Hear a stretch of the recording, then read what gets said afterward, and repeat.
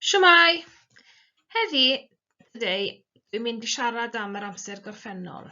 We're going to discuss the past tense, the regular verbs. In other words, they follow a pattern.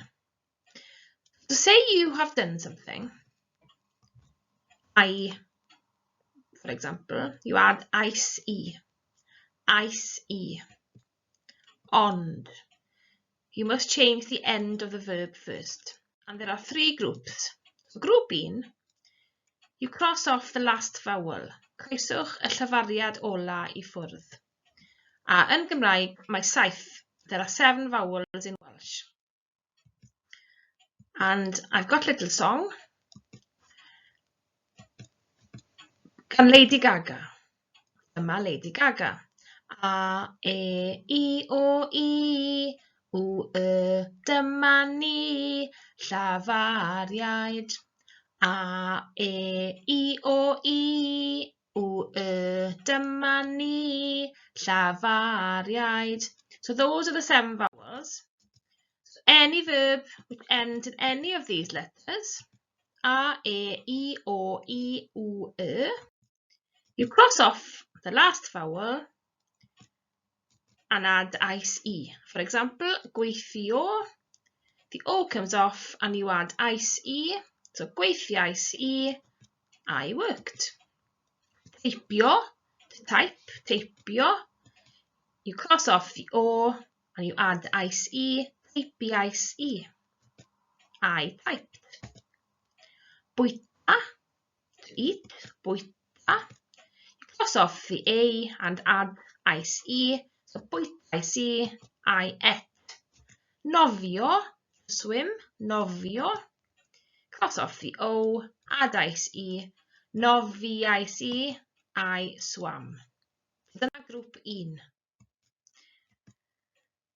So, dych chi'n cofio pa derfyniad? Remember which ending to use? Ice-e. Da iawn. So grŵp 2, eggs smash. You cross off any verb ending, cross off the ending egg on any verb, and eds roll. You cross off any verb ending in ed. So egg and ed. For example, can you think of any? Chi'n gallu meddwl? So, rhedeg, the egg comes off and you add ice-e. Cerdded, to walk, cerddais-e. Yfed, to drink, yf-ice-e. And gweld, originally the gweld was a gweled, so it's an ed verb. So you cross off the ed, gwelais-e. Rhedais-e, I ran. Cerddais-e, I walked. Yfais-e, I drank. Gwelais-e, I saw. A wedyn grŵp 3, the last group. Diolch byth, thank goodness.